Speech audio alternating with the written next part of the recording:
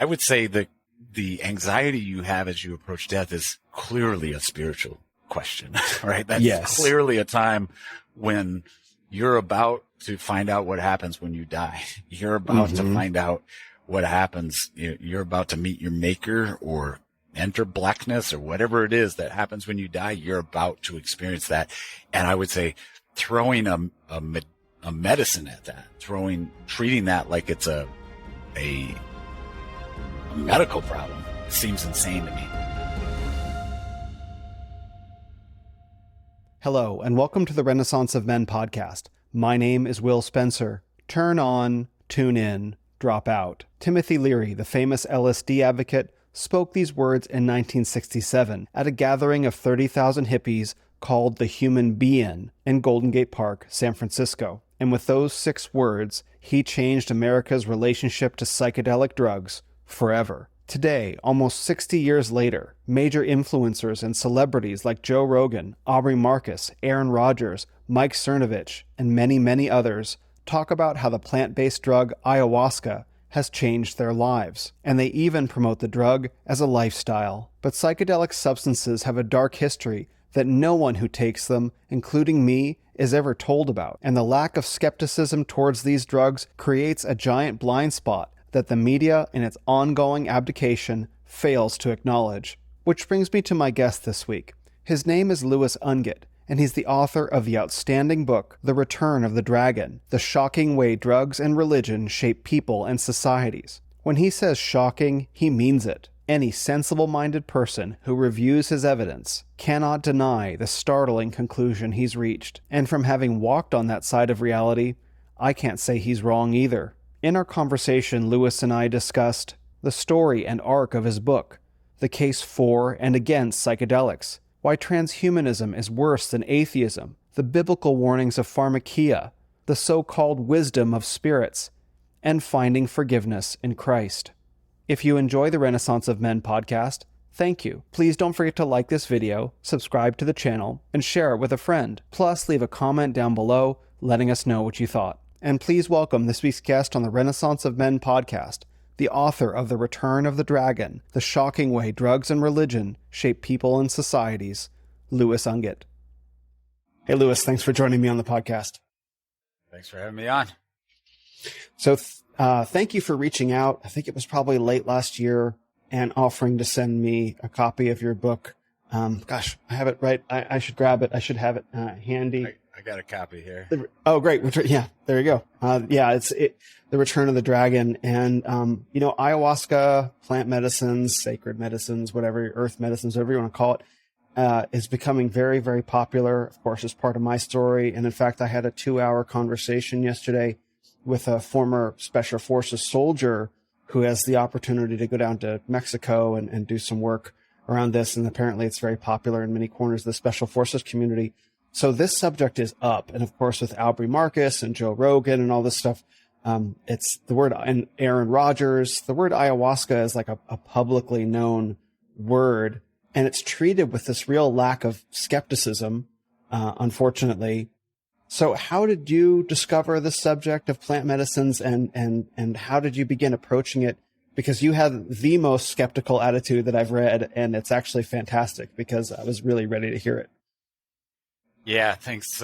So for me, I mean, my first introduction to any kind of psychedelic medicine, any psychedelic drug was actually back when I was in late high school, early college, where I was in that circle of people where we did mushrooms, we did weed, we did mescaline and LSD. So like I had experienced all that when I was young and didn't like the way, like ultimately kind of rejected it. I didn't like the way it took me out of reality. Didn't like the way it took me out of, kind of this world, and just felt like it was bad for my brain and for my spirit. And I just, not for any religious reasons, not for any, reason other than just a feeling. I just rejected it and didn't do it.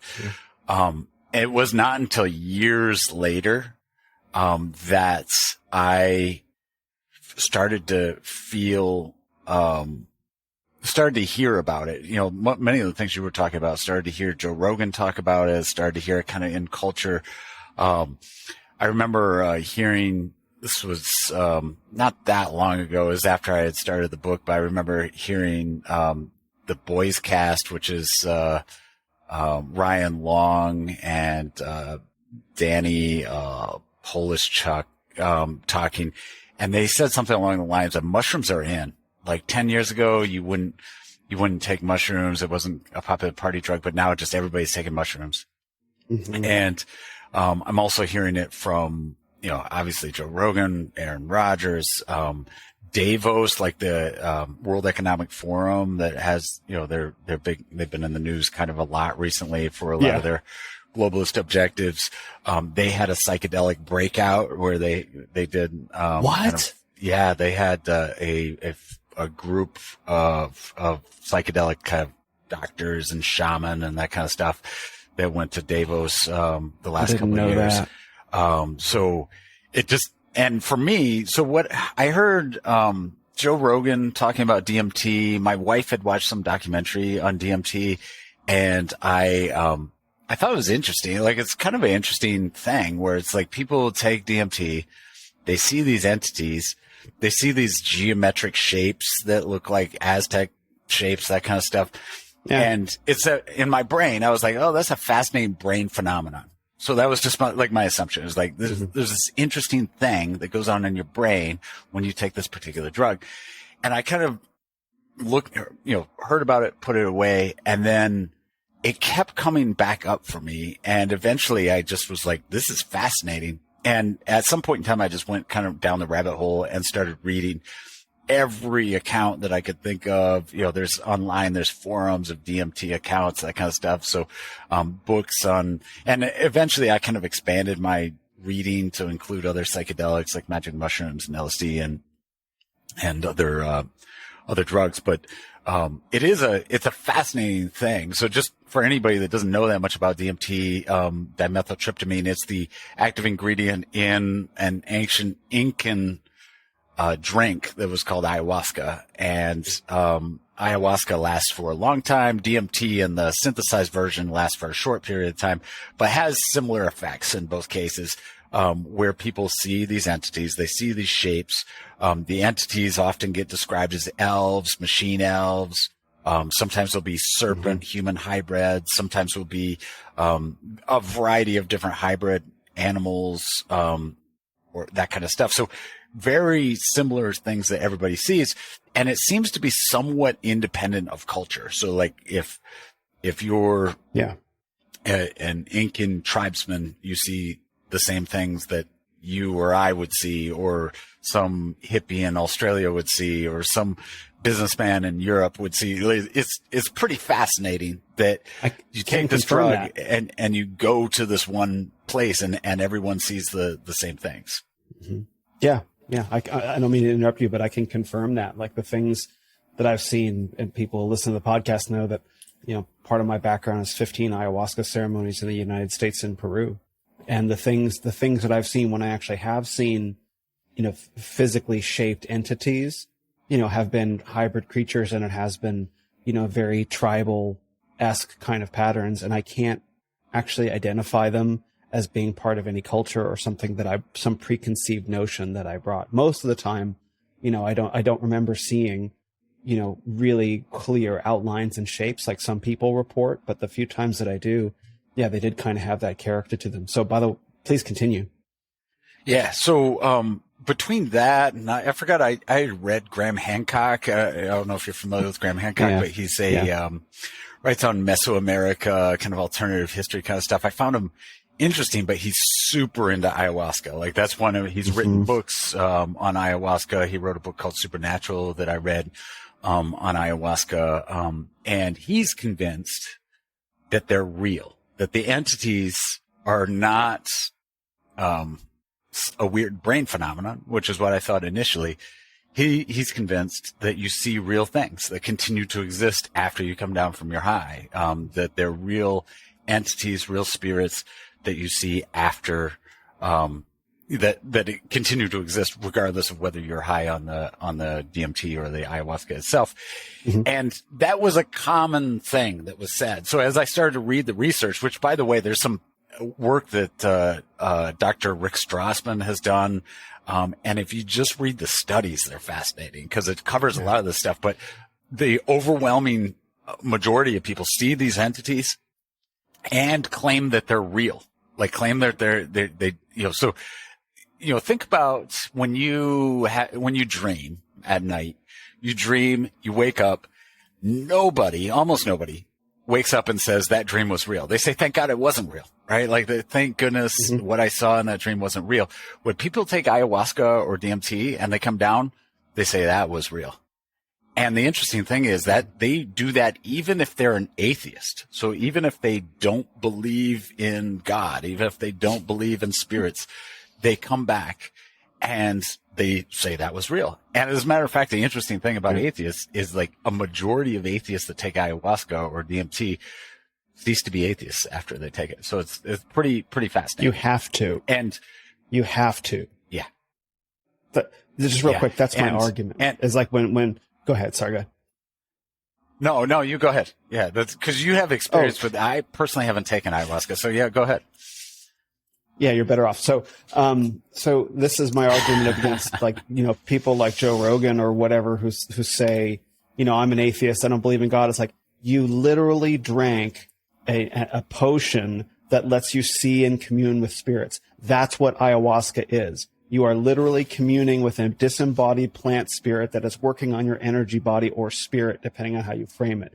You don't get to be an atheist. You don't get to do this practice and pretend that you're an atheist. You've just communed with the spirit world. Like, you can't say that anymore, but people do. It's like, I don't know, man. I don't know. I do it all the time, but I don't know. It's like, Yeah. It is. It's strange when people don't stop with the atheism stuff, but the majority of people don't. Most people cease to be atheists. Yeah. After they take it. And, so kind of what this book, Return of the Dragon, that I wrote it started with an article I wrote on my Substack, which was called Who Are the Entities? Who are the entities? And that was really for me, it was, let's take Graham Hancock's a smart guy. He seems like a sane person. He seems like a person that wouldn't lie about it. He seems genuinely, he believes what he says. What if he's right? Like, what if they are real?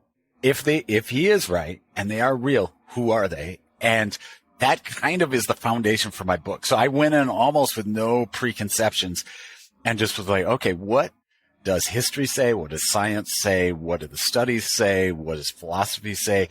What does historic Christianity say? And what's kind of bringing that all together to figure out who are these entities that people are seeing. And to be honest, the answer is disturbing. So. Yeah, well, I want to get to that answer in a minute, but I think that's one of the things that was interesting about reading the book is that, I don't know if you had formed your perspective by the time you started writing, but in the very early chapters of the book, I was unclear what your perspective on it was. I mean, it's a very well-written book, so it was really engaging, but there was a little bit of ambiguity in the early chapters. I felt it could just be my initial impressions and my skepticism meter turned all the way up, for example. But, was it the case that your perceptions or opinions or perspectives, changed as you were writing the book before you reached your final conclusion? It's definitely the case that my view developed as I wrote this book. It wasn't necessarily that I was positive towards the drug, even though people have said the first few chapters do seem positive towards the drug. And part of that is I just wanted to be neutral. Fair. Like, I wanted to be fair because often what happens is if you say something negative about it, people will say, well, hey, there's a study that shows it helps with anxiety, or the study that shows it helps with, alcoholism or whatever. And so I wanted to give those studies and give that experience that people have had a fair hearing. Otherwise, nobody that's serious about these drugs is going to take the book seriously. So like that was a big part of it was Fair. I wanted to be as honest and fair with kind of the positive view of it before I talked about some of the disturbing elements of it in the second half of the book. That's fair. That's a fair approach. And that's kind of the impression that I was left with by the time I finished, where it was like you wanted to be, because I didn't think it was positive towards ayahuasca when I was reading it, because things that are positive towards ayahuasca are like glowing and romantic and exciting and almost like marketing brochures. And I didn't feel that. I felt that you were being neutral to it with, with an openness, I guess I would say, but I don't think that's necessarily a bad thing. Like you weren't advocating, but definitely and I think that was actually probably the best approach, because it kind of lures the reader in. Maybe that, I don't know, luring is not your intention to deceive, but it's like you get into it and you get into the book and then it's like, well, now let's actually take a look at let's look what's really going on. Let's see what's going on here. There's some twists in the story. Yeah. Starts off. Yeah. There's a plot twist as you go. And, that was a plot in my mind. There was a plot twist as I wrote this book where it was pretty jarring to me as I looked into the history and the philosophy and the, dynamics behind it. It was pretty jarring for me personally as the author of the book. And I think that comes across. And I think now I'm really happy to hear you say that, because, it makes me like the book more, because I felt that. I felt that shift. Like it wasn't like a hard left turn, but I felt that the trajectory of the book turned during the reading it. And I wasn't sure if like that would be a very high degree of writerly consciousness to do that. Right. But I actually like it better that it actually is reflecting your personal journey with the subject matter as you went. Yeah. Yeah. No, it definitely did. And, I think anybody that reads the book with an open mind might go on that similar the some amazing stuff. The whole thing is amazing, and it will to some degree take people out of their comfort zone. It certainly is not, certainly is not light reading necessarily, although I think it's very readable and enjoyable to read, but it's pretty profound ideas, behind it. And if the conclusions are right, pretty unsettling conclusions. I mean, I found it very difficult to believe that your conclusions were wrong. Like I was looking like, okay, is there an air gap in here? And I think by the end, and don't worry for the listeners, like we will get to what the conclusions are. So this isn't, but I think they're worth waiting for. So, but in the reading of the book, I felt that it was a pretty solid case. But before we get there, you mentioned. But I will say this is almost the way you have to tell the story. So like you say, we'll get to the conclusions. And I hate it when people are like, what's your point of the book? Because I feel like if you don't read the beginning, if you don't work through it with me in the book, the conclusion sounds insane. Right. So like, I hate to just jump to the conclusion because that by itself just sounds like, oh, this is a lunatic that wrote this book. So. Yes, exactly. And so I'm glad to hear you say like it really worked out. There's sort of a divine providence aspect to it. Like not only did your perspective shift, but it felt very honest with the openness in the beginning. And then as your own journey evolved, you sort of understood your perceptions towards it.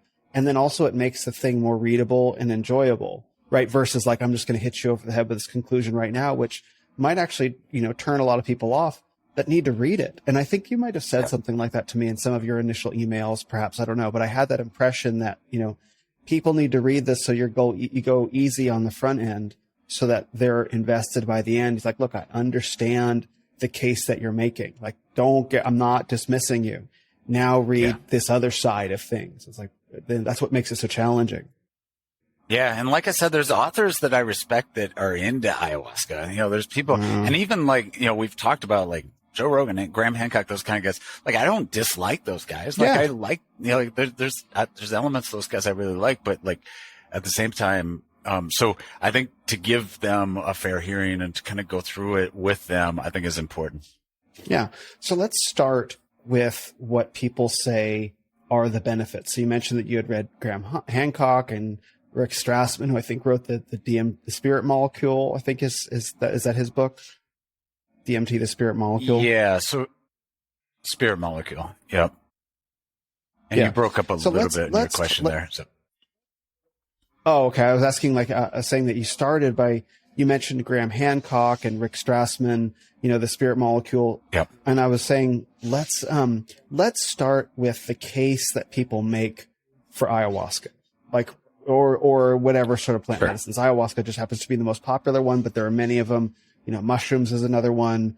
DMT, or Bufo alvarius, which is like the Sonoran desert toad. It comes from all these different sources.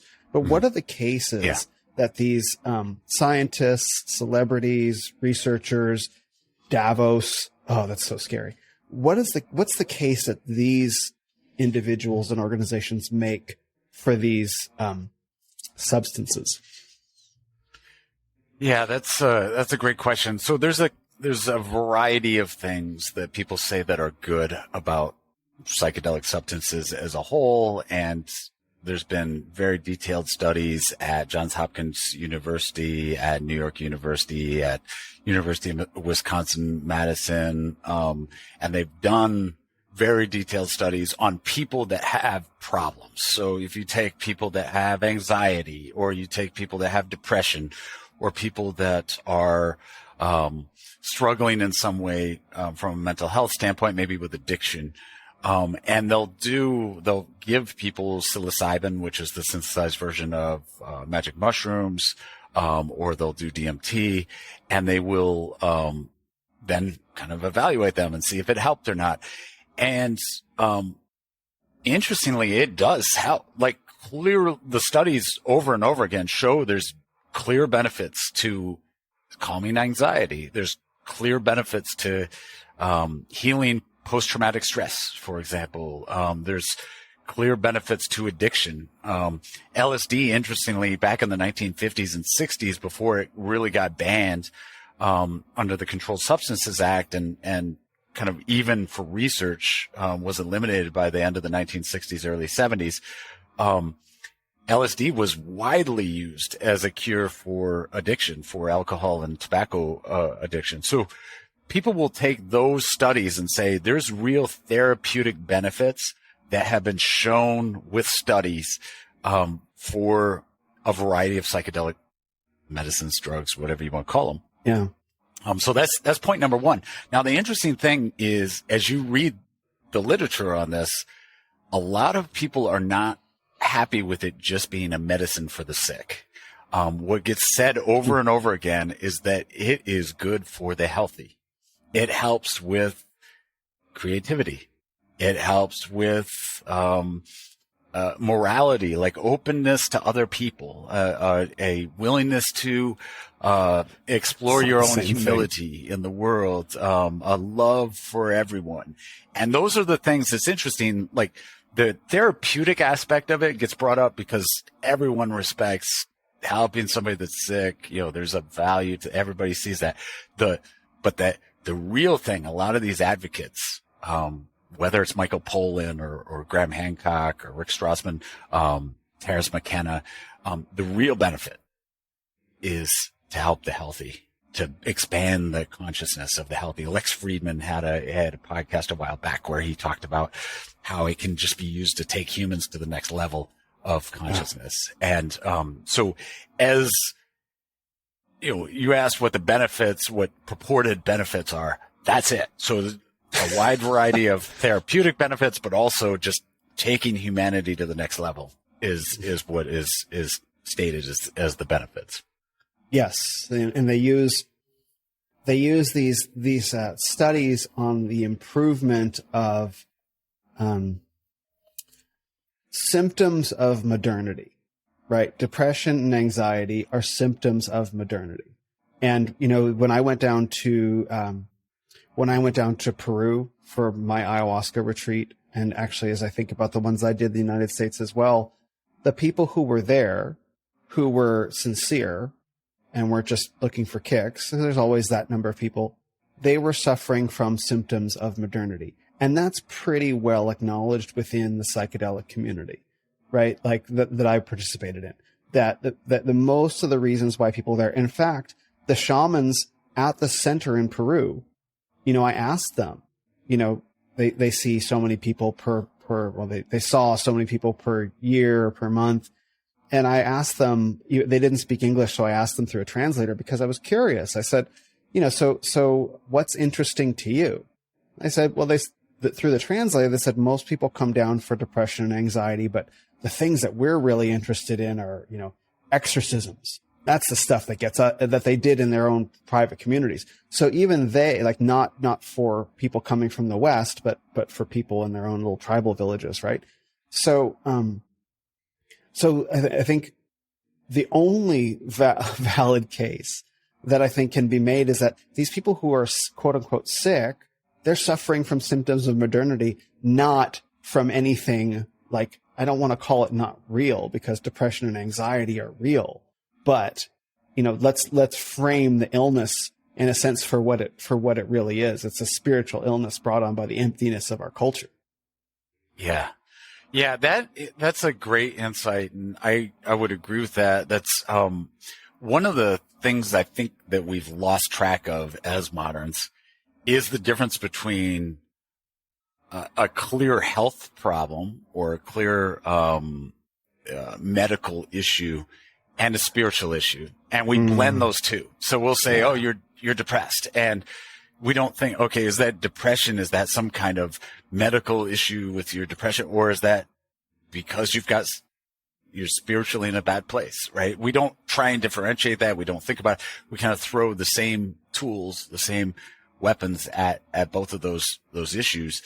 And as a result, I think that's where some of the therapeutic benefits come from, is we're throwing them at not necessarily a medical issue, we're throwing them at a spiritual issue. As a matter of fact, one of the anxiety issues that they tried to solve, and actually it was very effective according to their studies, were people that were they had terminal illness, and they were about to, approaching death, and they were very anxious about death.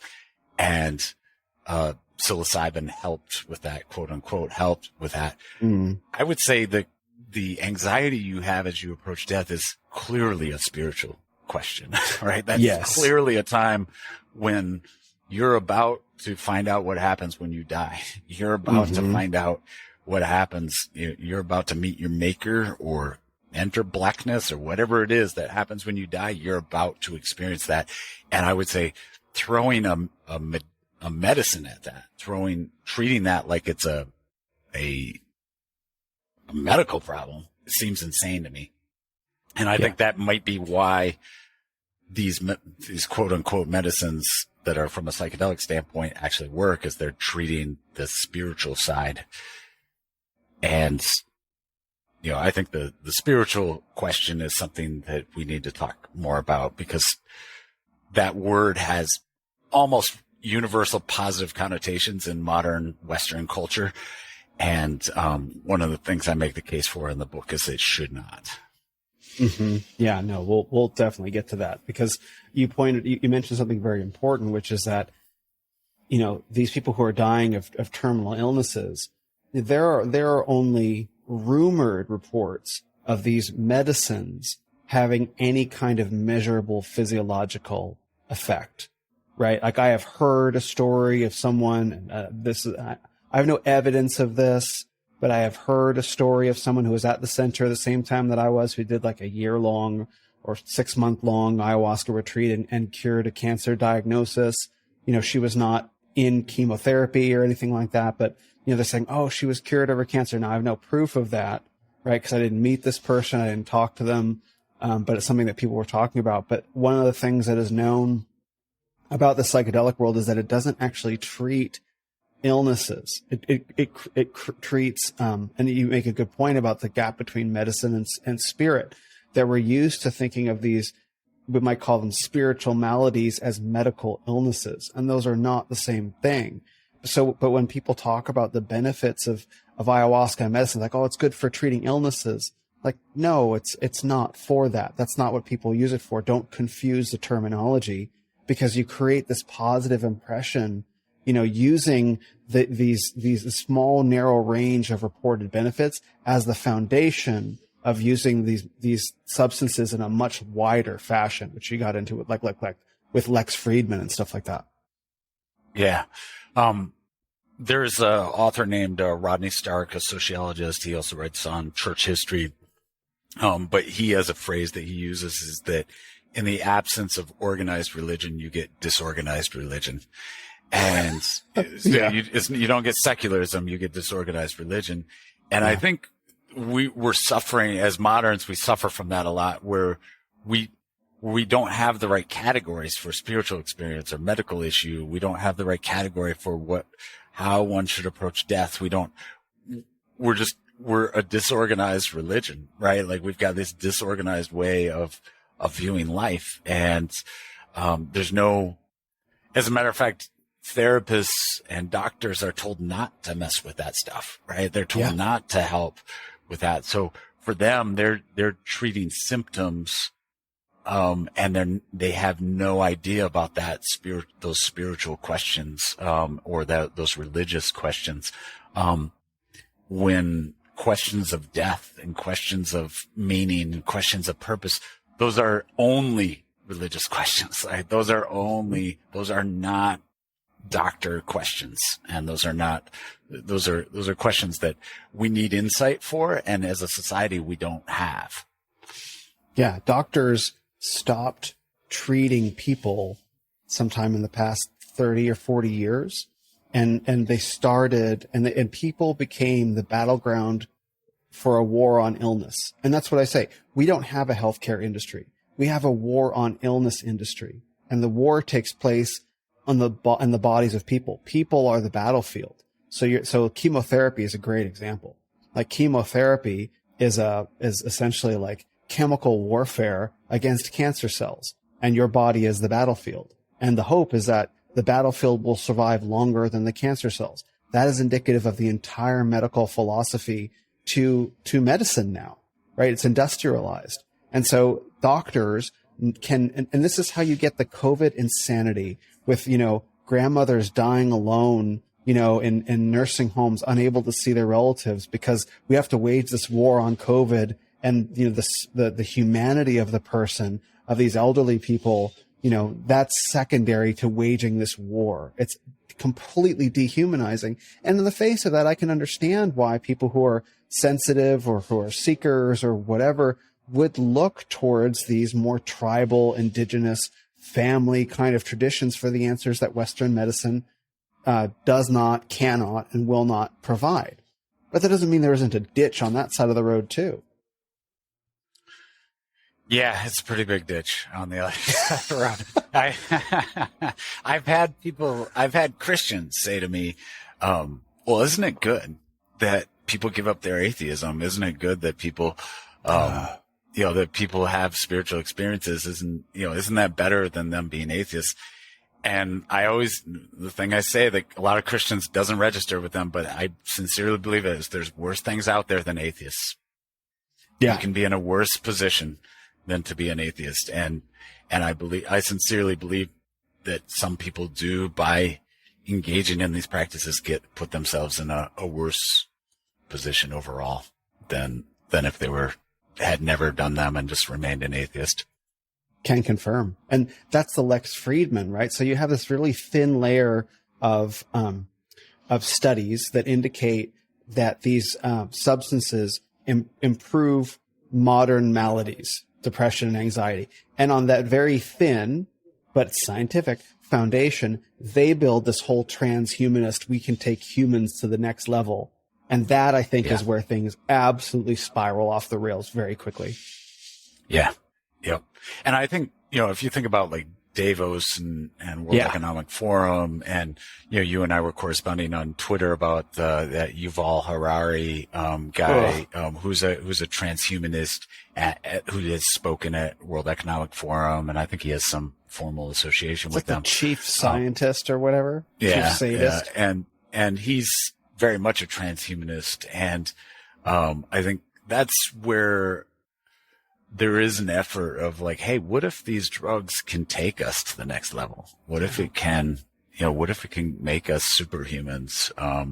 And I think that's where a lot of the thought behind the thought is, or the real emphasis of a lot of this stuff has nothing to do with the therapeutics. I mean, there would be, in my opinion, I'm very skeptical that if it was just about helping people quit smoking cigarettes or feel a little bit better before they die, nobody would be writing books on this. There would be no excitement. Yeah. This is much more than just a therapeutic solution for people. Yeah, exactly. Like I was introduced to ayahuasca in 2015. And even then, you know, this is before it became part of the public conscious. I had heard the term ayahuasca even well before that.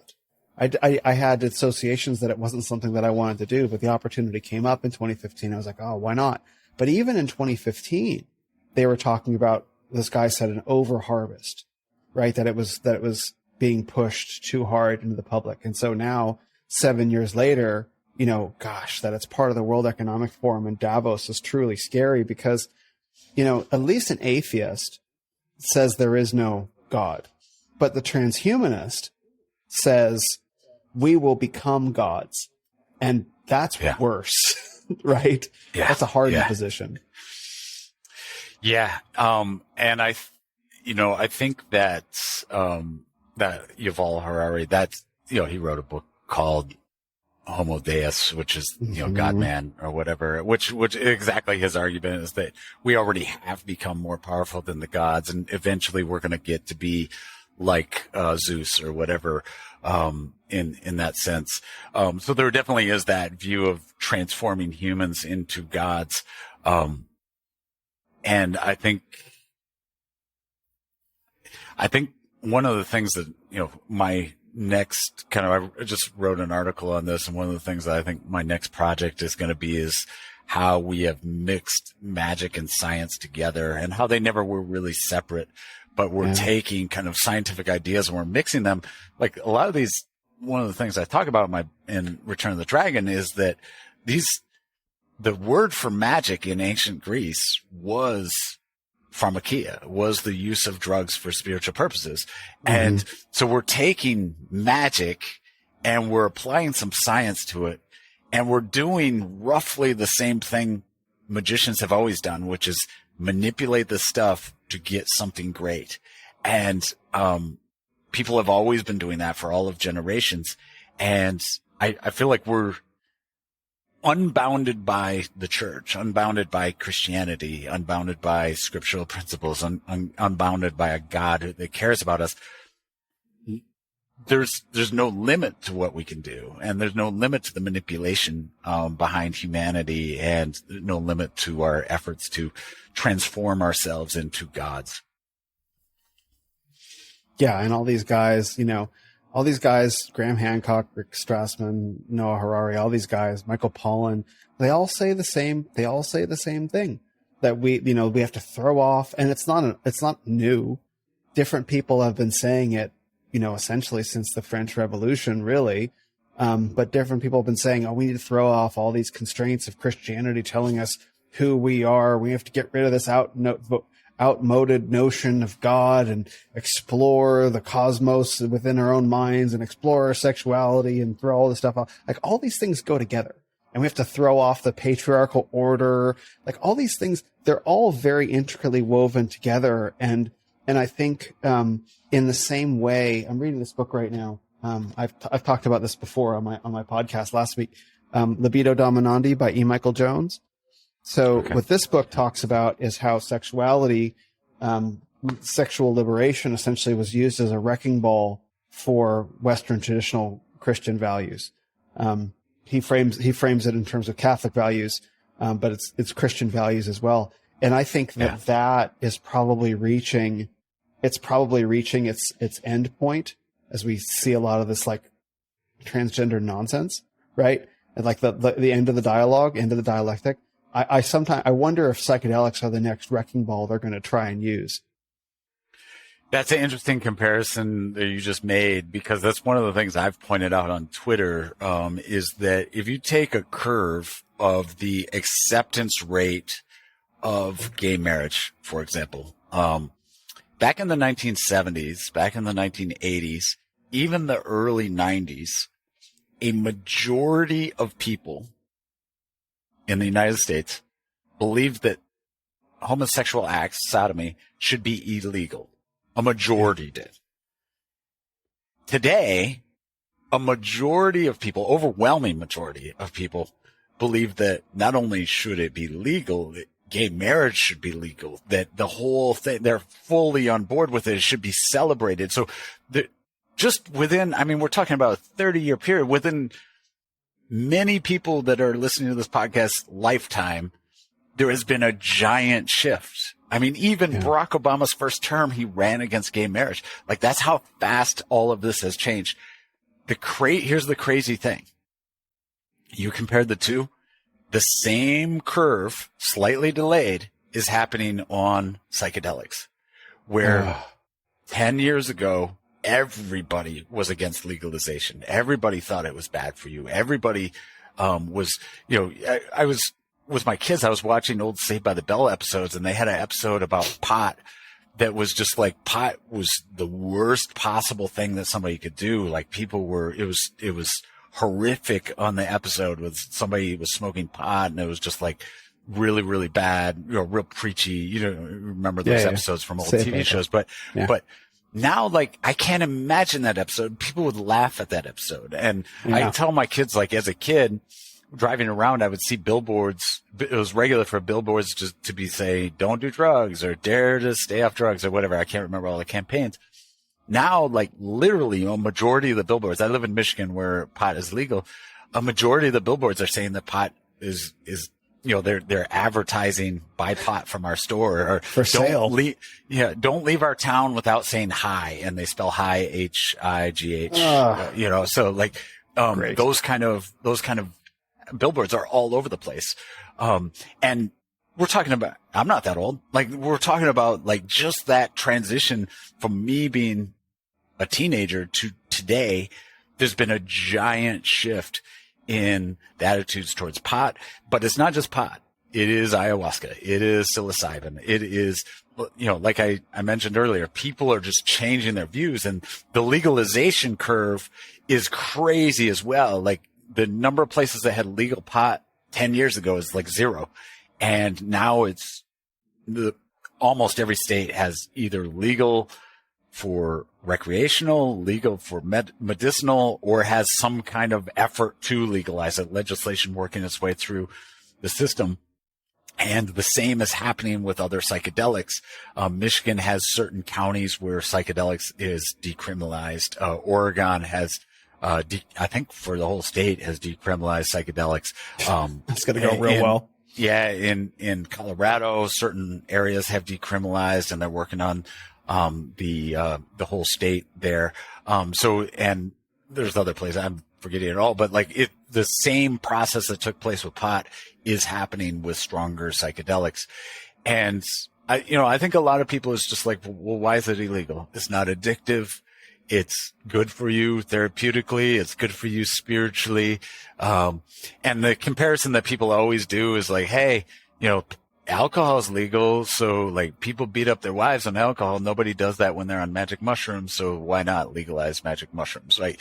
That argument is almost 100% of the time. Anytime I have a debate or discussion with somebody on this, that's what gets brought up.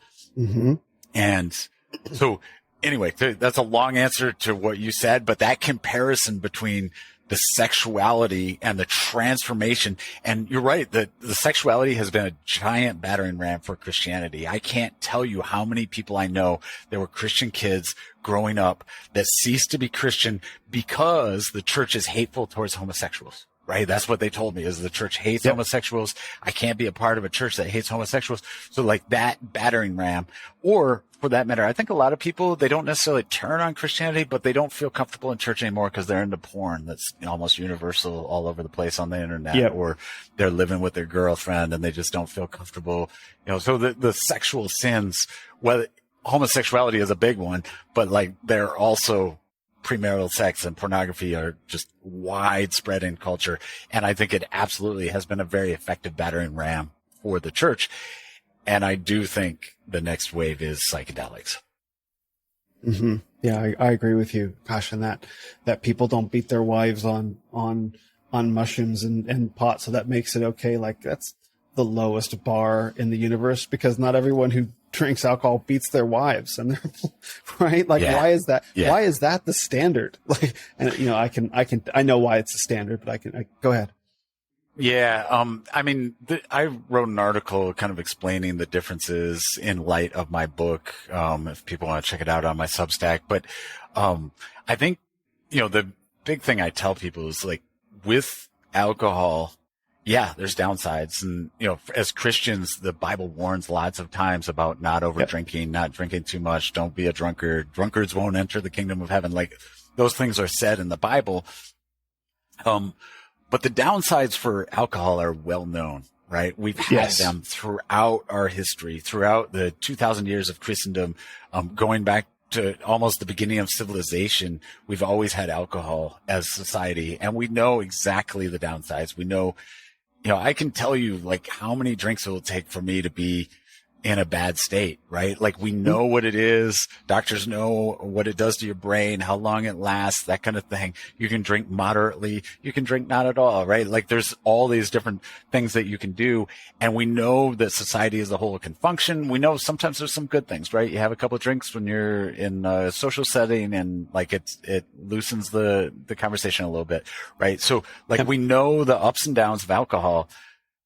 Introducing a highly spiritual, transformative drug into society like it's alcohol is insane, right? Like it's mind-blowingly crazy to just say, well, alcohol has some bad aspects to it. So let's introduce this kind of mind explosion to people with no care, no forethought, no debate.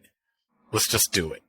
And that's what we're doing. Like there's no, and that's a big reason why I wrote this book was like, we need to have a debate on this. Like there needs to be this discussion. Yeah. There needs to be a warning sign on this because we're just sleepwalking into this and it makes no sense at all. And it's, if my book's even half right, it's terrifying. Yeah, I think your book is very right. And I want to point out something and then we'll get into the conclusions of your book. But I really appreciate what you said about how the difference between alcohol and psychedelics, because I also know how much it takes me to be in a bad state with alcohol. I know that, the difference between 1 to 2 to 5 drinks, like it's shades of gray, also depending on the strength of the alcohol. Like 3 light beers is not going to do the same as like 3 shots of whiskey or whatever. But, you have a good sense from experiencing life what your limits are as an individual, as long as you're older than like 18 or 21 or whatever, when you tend to learn those things. But with psychedelics, mushrooms, weed, especially ayahuasca, because it grows up the degree in terms of intensity of experience, because weed is hyper engineered nowadays. So who knows? But like, it's an all or nothing proposition. And there's no like, I'm going to sit down for about an hour and have a couple glasses of water and sober up. It's like, no, you're in it. You smoke like someone a couple years ago on 4th of July, someone dosed me with 2 THC gummies, looked me dead. I asked, are these regular gummies? And he looked me dead in the eye and said, yes. And so I said, can I have 2? He said, yeah.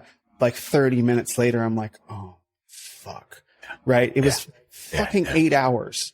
Okay, 8 hours like in it, right? And like as I'm trying to navigate this, 24 hours, mushrooms is 4 to 6 hours, ayahuasca could be, 8 hours. Smoked DMT is subjectively objectively, like if you're watching someone, it's 15 minutes. Subjectively for them, it could be days or years, right? You can't compare alcohol to any of these experiences because you are not in control. As soon as you swallow or smoke them, you have surrendered control to the substance at minimum, and other things, as Graham Hancock points out, in the worst case. Yeah. And that's one of the things I pointed out is that there's a fundamental difference between alcohol and a lot of these psychedelic drugs. And that fundamental difference is when you drink alcohol, even if you drink too much, the downsides are all this world downsides, right? So you drink too much, you get in a fight. You drink too much, you cheat on your wife. You drink too much, you beat your dog. You drink too much, you drunk drive or whatever. They're all this world downsides, right? They bring you, and those are bad. If anything, I don't want to minimize them.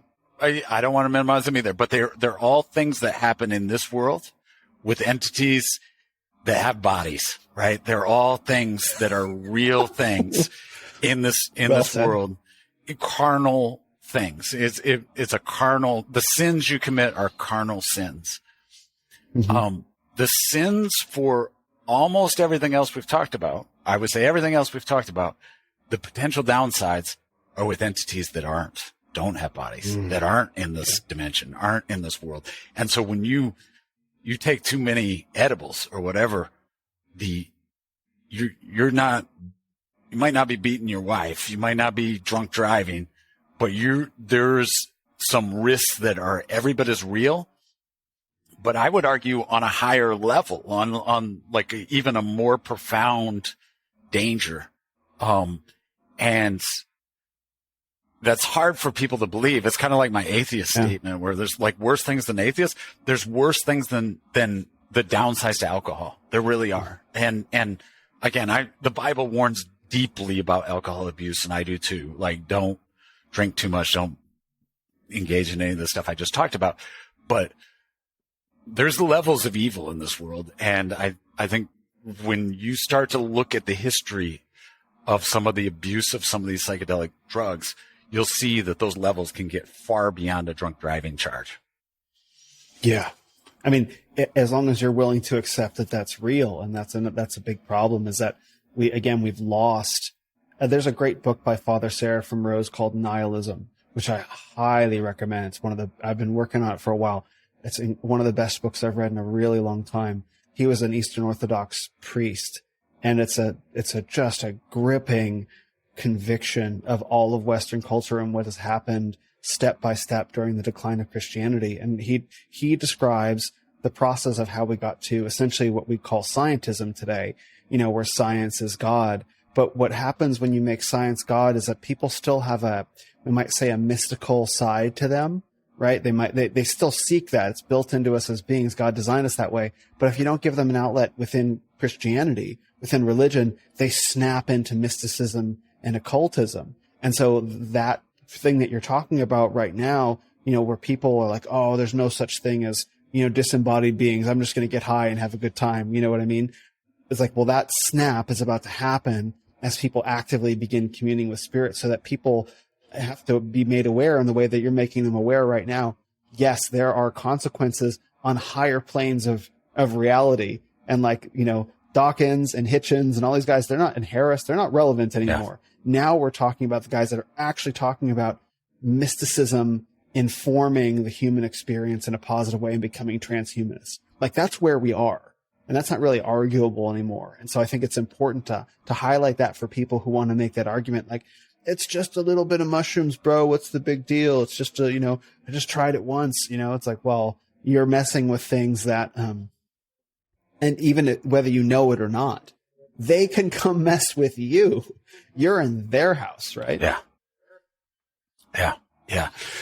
It is, it's a playing with fire that, it's kind of that old phrase, fools rush in where angels fear to tread. I think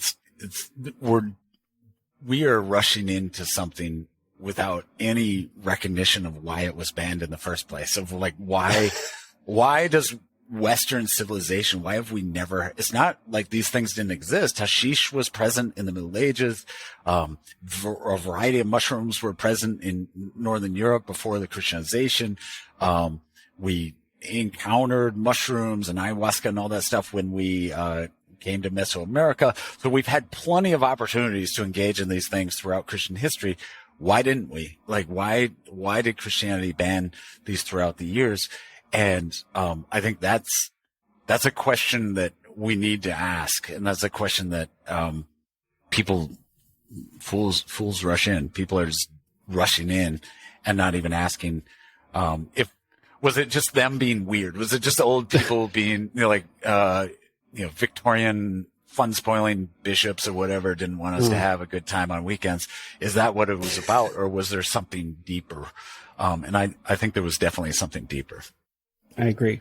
So let's start getting about it. We can talk about the Victorians later, but they didn't come out of nowhere. There were some things that they had observed, that they had in mind, but we'll save that for later. So let's start getting into the conclusions of the book, which sort of lays out like, no, this is why this stuff was banned in the first place.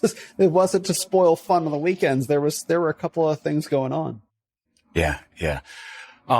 So one of the things I talk about in my book, I have a chapter, I think it's chapter 4, called Dimensions. And I really tried to write my book so that you didn't have to be a Christian to understand it or to agree with it, right? So I tried to lay it out just from as secular as you want to be.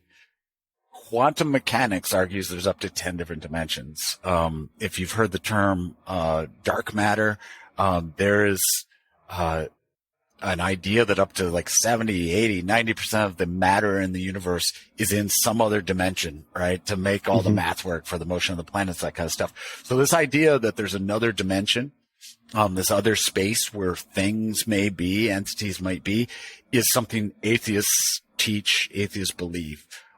But it also matches very closely with what Christianity has always taught, right? It's always, or paganism has always taught, or Islam, or what you name the religion. Like, there's always been this idea that angels, demons, depending on what religion, elves, nymphs, all that stuff, that there was some other dimension that was close to our dimension, that contained other entities.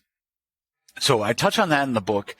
And then I argue, I touch on the fact that, a lot of the explanations for what happens with psychedelics, things that are very difficult to explain without this, kind of make sense if somehow Graham Hancock talks about it as a tuning of our brain, right? He says we can tune if you look at the brain as almost like a receiver of consciousness versus an antenna to consciousness rather than a consciousness producer, which I think is an interesting concept. If you think of that, if we tweak that antenna a little bit, maybe we can see into this other dimension, right? And that's one of the things I started thinking about as I was first putting down my thoughts for this book, was like, if we can tweak that brain a little bit to see into that other dimension, maybe we're encountering real stuff. And when you do that, when you acknowledge that as a possibility, as crazy as it is, it's not that crazy. It kind of like matches with science. It matches with like a lot of the theories that are out there. Once you recognize that, then you start to ask, okay, if I'm seeing real stuff, which we've touched on already, if I'm seeing real stuff, who are they? Like, what are these things that I'm seeing? And people that actually do these drugs say they're real stuff. They say they're real things. They describe them with a variety of names. So we touched on some of that. They'll say serpent human hybrids. Well, or bird human hybrids, animal human hybrids. We'll go back and look at cave drawings. Look at the drawings in the pyramids. Look at the drawings in all of human history of their gods, of the entities that they interact with. And that is what they all saw. So like, if they're real and they're seeing them, what are they seeing? Well, it looks a lot like they're seeing the pagan gods of old. It looks a lot like they're interacting with old pagan gods.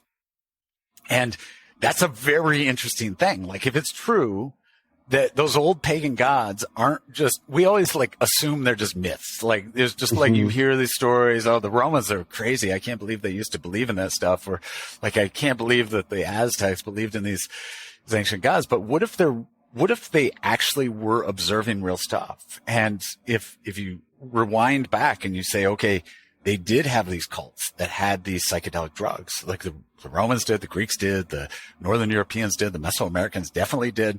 There's a lot of data to back up that they were using some kind of mind-altering drug to help them to see into the spirit world. What if they're seeing real entities that are there? And if they are, like, that's a wild truth. And I would argue that a lot of the scientists we've talked about, Dr. Rick Strassman, you look at the work that's been done at Johns Hopkins University, and I cite a lot of these people, Terence McKenna, where they speculate the same thing from an atheist perspective or from a non-Christian perspective, from a secular perspective. They're like, I think this is real. I think we're bumping into real stuff here. Michael Pollan talks about that. I put a quote in there. It's like, at some point in time, we bump into something, right? Like you do enough of these drugs and you bump into something real that's outside of you. And so that's like the base of what I believe, or I argue, is like, there's this other dimension. Somehow or another, these drugs allow us to see into that dimension and we see real stuff. And then once you get to that point, you have to ask the question, okay, so who are they? What are they? What do they want? Are they friendly towards humans? Are they bad towards humans? So Joe Rogan, you listen to him, he's like, well, the entities, he tells a story of like how the entities made fun of him. And, he taught it as a good thing. Like they were teaching him to humble himself. Like they were making fun of him and he realized that he was taking himself too seriously. If Joe Rogan's right, they're good entities, like they're helpful entities. And I've talked to a lot of people and read a lot of accounts where people say exactly that these entities are helpful entities. They're there to help us. They're beneficent. They'll teach us lessons on life, lessons on love, teach us to care for one another, etc. So that's one theory, is that they're good and they're helpful for us. And a lot of people that do these drugs believe those and will say it passionately to me, is like, no, they are good. They're good entities. The flip side to that story, is there's a couple downsides that call that into question. One is Christian teaching on that. So one of the things that I talk about in my book is is that in the Greek, Koine Greek of the New Testament, as well as a lot of people don't realize this, but the Old Testament was written in Hebrew, but there was a Koine Greek translation called the Septuagint. That was very popular at the time of Christ. The apostles quote the Septuagint more often than the Hebrew when they quote the Old Testament. And in the Koine Greek, the word for witchcraft, well, first of all, I step back and I say, if you Google what the Bible says about drugs, often it will say nothing. Like people will quote the verses we talked about on restricting drinking. But if you look up that word for witchcraft, you'll see that it literally means, and I looked this up in the Greek translations. I studied Greek when I was at seminary, but you look this up in the lexicons of Greek and you'll find that the word that often gets translated for witchcraft goes something along the lines of drugs used for magical or spiritual purposes. Yeah. And the thing I point out in my book is this is not a case of translators choosing which one to use. So, if we came across the word bark, we would have to decide, does that word mean the outer layer of a tree, or does it mean the sound that a dog makes? But in the case of Pharmakeia, it's drugs used for magical or spiritual purposes. It's not separate words. It's that magic and witchcraft in the ancient world almost always had some kind of medicinal drug-related component to it. It was how the witch doctors, how the medicine men, how the shaman saw what the gods wanted them to do is they took some drugs, or they gave the drugs to the person for the person to take drugs. But somehow or another, there was drugs used in that witchcraft magical ceremony to the point where the language itself, the ancient Greek itself, has the same word for both, pharmakeia, right? So the drugs for spiritual purposes. And once you realize that, and you start to go through the Bible as a whole, whether it's the Greek Septuagint or whether it's the New Testament, and you start to look up the word pharmakeia and all the various conjugations of that word, the warnings against drugs for spiritual purposes are insane. Like they're next level insane warnings, where it says, do not allow the person who does pharmakeia to live. Do not, pharmakeia will lead whole nations astray, Nahum says. there's a lot of verses where it simultaneously warns against pharmakeia and human sacrifice. It says, don't practice pharmakeia or lead your children through the fire. So in other words, sacrifice them in the fire. In the New Testament, Paul says those that practice pharmakeia will not enter the kingdom of heaven. In Revelation, it says pharmakeia will lead whole nations astray. There's a couple of warnings against leading the whole nation astray, what pharmakeia does. And so kind of what I step back in my book and I say, well, are the Christians crazy? Like, why are the Christians, like, why does their scripture warn so heavily, or the ancient Hebrews or whatever? Like, why is there this giant warning against drugs for spiritual purposes if they've got this therapeutic help and like a spiritually help, the entities seem good? Like, why are they warning against it? And I talk about the fact that ancient Hebrews, if you were to say, hey, I had a spiritual experience, they would not say, oh, great, that's so sweet. They're like, awesome. Can I have a spiritual experience? They wouldn't say that. They'd say, okay, well, what spirit was it?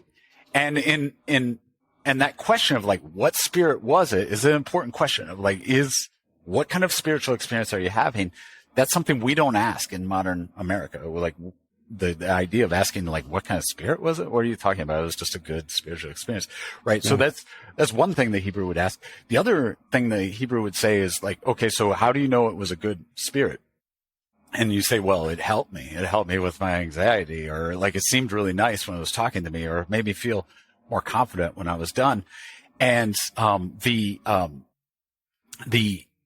response that the ancient Hebrew would say was, well, it's probably not a good spirit then.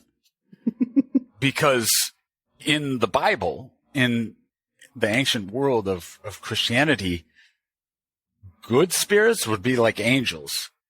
Yeah. And almost always people are terrified of angels, right? Yeah. Almost always people, when they see an angel, the angel has to quickly say, don't fear. Don't be afraid. Don't worry. Like, it's going to be okay. Because people, their first response to angels is to drop to their knees in fear and terror. In contrast, the entities from the other world that seem very reasonable and nice and wise and helpful are demons. Like, over and over, like the demons, when you run into them in the Bible, the demons always are like nice and pleasant and thoughtful. You know, you think of like Eve in the garden where the entity's like, hey, why don't you try the fruit? Like, it'll help you. You'll think like a god. And like, that seems like in modern America, telling a woman to empower herself by learning more, challenging the patriarchy, like those are good things that demon was offering her. And, you know, Jesus in his temptation in Luke chapter 4, for example, the Satan comes to him and he's like, hey, I've got helpful things for you. Like, you could turn this bread or turn that stone into bread. Or if you follow me, I can help you conquer the whole world. That's your objective, right? Like, you conquer the world. Like, I can help you with that. And so the demons in scripture are good and helpful and wise. And so for us to say, well, the entity I saw while I was on these drugs was like good and helpful, wise, would not sway an ancient Hebrew at all. Like, they wouldn't be like, oh, okay, well, I guess it was good. Like, they would say the opposite. They'd be like, whoa, wait a second, that sounds disturbing to me. And, you know, the evaluation of those entities would be a big part of the Hebrew evaluation of it. Now, an interesting thing you touched on, this is not in the book, but I wrote an article on this separately. You touched on Seraphin Rose, Father Seraphin Rose. He wrote another book called The Soul After Death, and he talks about kind of the historic Christian teaching on the location of entities. And he said, for the most part, we're surrounded by demons, not by angels, and that angels are sent by God. But if we're not employing prayer or godly paths to see, have a spiritual experience, if we're doing something maybe that God prohibited, like Pharmakeia, the entities we encounter will not be good entities. They'll be demons. And he touches on the fact that they will pretend to be good, that often they do pretend to be good. Um, and, so that's the Christian teaching. And for me in the book, I'm like, okay, there's a warning point. Like that should be a warning. Like if you take the Bible seriously, if you take scripture seriously, but maybe you don't, right? Like maybe you're an atheist, or maybe you're a pagan, or maybe you think the Bible's out of date. So the other data point I included was history. And I take what societies widely embraced pharmakeia, what societies widely embraced this, using drugs for spiritual purposes. And the history there was mind blowing. Like the history, when you start to go through, the use of drugs for spiritual purposes, and you start to see what happens over and over again, it's incredibly disturbing. As you go around the world, and whether I've mentioned a bunch of different areas, Northern Europe, Mesoamerica, the Aztecs, the North American tribes, they use these psychedelic drugs. They see entities. Interestingly, we talked about Eve in the garden. Interestingly, they often see serpents. The presence of serpent deities, the presence of serpent gods in the ancient world is incredible. It's all over the place. It's every society had it to some degree or another. And I cite a book by a guy named Leslie Wilson. He was a scholar at Yale. And he wrote a book called, I'm trying to remember the name of it. I think it was The Serpent Symbol in the Ancient Near East, I think is the name of the book. But I cite him, and he talks about the fact that the serpent entity and human sacrifice blend together in the ancient world. That the serpent entity always asks for human sacrifice. That there's this tying together of those two things in the ancient world. And he's mostly focused on the ancient Near East, which would be the area that the Bible was written. So it kind of makes sense of a lot of the stuff that comes from the Bible, a lot of the warnings about pharmakeia. But then also what I found was that wasn't just the ancient Near East. It's present in Northern Europe. It's present in Mesoamerica. One of the articles I have online, if I write a second edition to this book, I'll add this as a chapter, but I go through in great detail what the Spanish experienced when they first entered the Aztec world. And there was this massive human sacrifice going on. They had a serpent entity.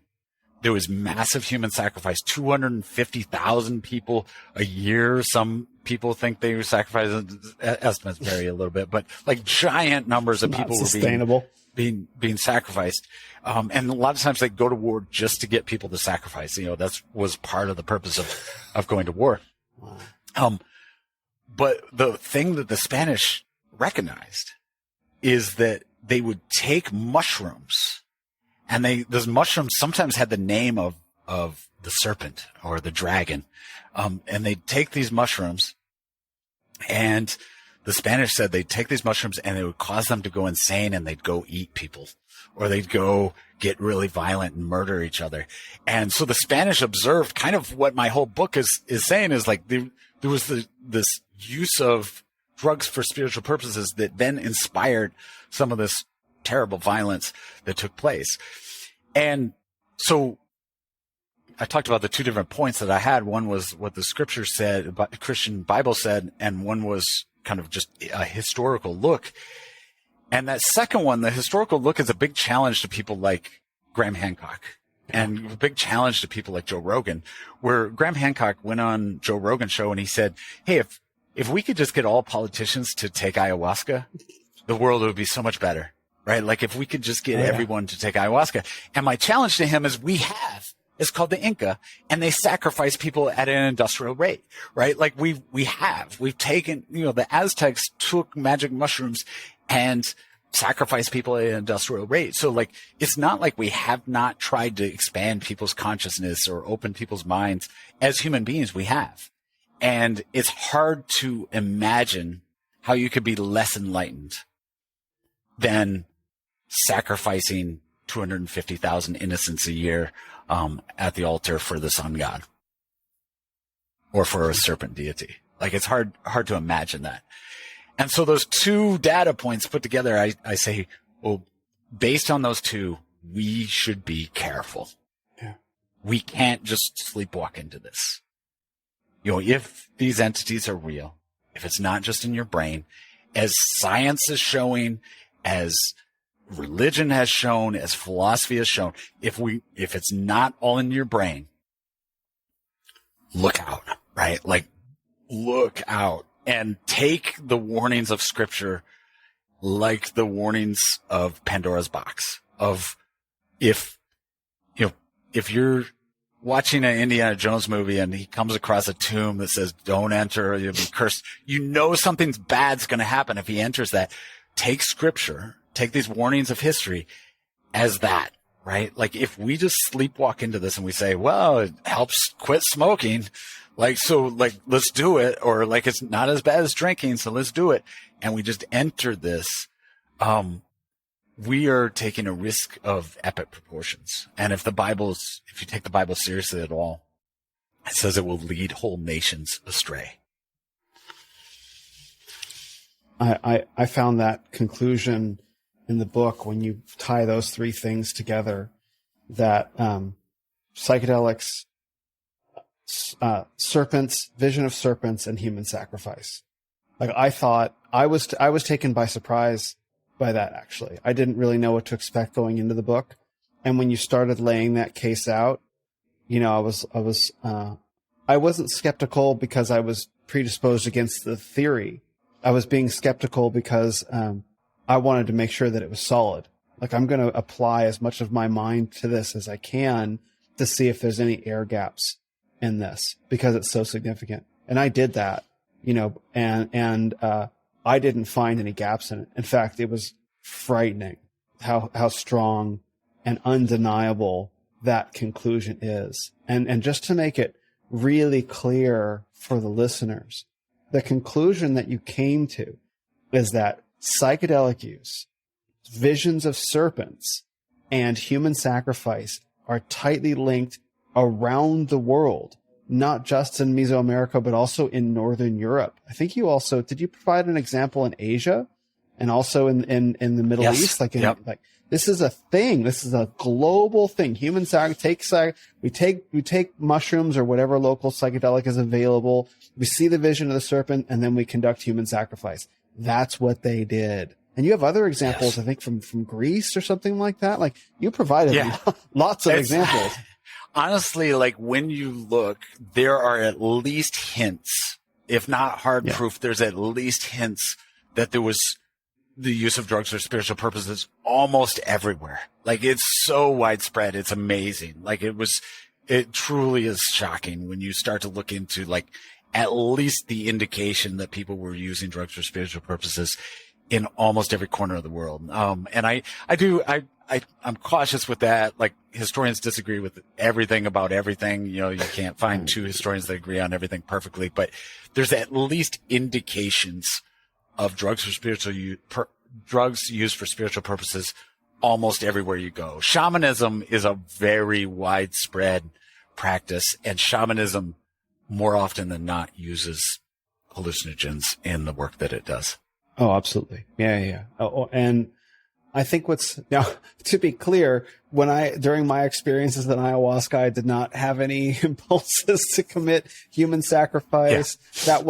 That wasn't part of it. I was walking around looking, but I think it's indicative that, the serpent spirits. Now there's a film, I think it's a fictional film, half fiction, half documentary maybe, called The Embrace of the Serpent, which is a film about ayahuasca. It came out around the time, I think 2016, 2017, something like that in that time frame. And, it's acknowledged as a serpent. The ayahuasca vine looks like a serpent itself. Like that's one of the metaphors of it. And so I think the case that you're making, whether or not people who take these drugs actually begin engaging in human sacrifice, the case is that these serpent deities that we interact with through these psychedelics have a will and desires of their own, right? Which is contrary to human flourishing, to the human good. Because you can't say that, mass human sacrifice on an industrialized scale, which is not historically arguable. That is not the sort of thing, well, historians disagree. That is what these, especially the Mesoamerican civilizations did.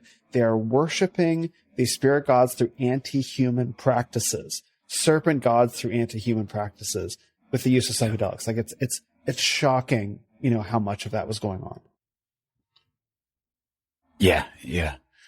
And I think the other, because I touch on exactly what you just said, where like I never had the impulse to sacrifice my child to Molech or whatever. Like that's something it's similar to the, alcohol is bad too argument. A lot of people will say that. Well, like I had nothing but positive results, from my psychedelic encounter or whatever, like Joe Rogan, like the entities helped me be more humble or whatever. Never caused me to kill anybody. And the thing that I like touch on in this book is a couple points there. Number one, if you take kind of the warnings, both from the Old Testament and the New Testament, that it leads whole nations astray. You say these entities are like gods, right? That's what pagan religions describe them as gods. Christians might describe them as demons, but you take them as very intelligent entities. Step number one for them might not be, hey, you took the drug, go kill a baby, right? Like that might not be step number one for them. Step number one for them might be, hey, open your mind, love everybody. What religion you worship doesn't matter. Just be open-minded and, love everybody. And like, that might be step number one. And it helps expand, like, if step number one was kill a baby, like we probably would illegalize this and keep it illegalized. But really step number one is like love everybody, right? Which seems wonderful. Like it seems like this great thing. So it expands. So that's number one. Number two, the other thing I said is like, if you take them just with the theory that they're hostile towards humans, at least be skeptical of the advice they give you. Even if it's not sacrifice a baby, like some of the examples I put in my book was like, Michael Pollan went through the Johns Hopkins study and he took people that had gone through the psilocybin experiments and kind of interviewed them and found out like what their lessons were. And one lady took, the psilocybin and she came out and, she had this profound experience and her husband was a little bit late picking her up from the experiment. And she realized she needed to divorce her husband. Like that was the big lesson she came away from it was like, I don't have time for this guy anymore. Like he should have been there. So her lesson was to divorce.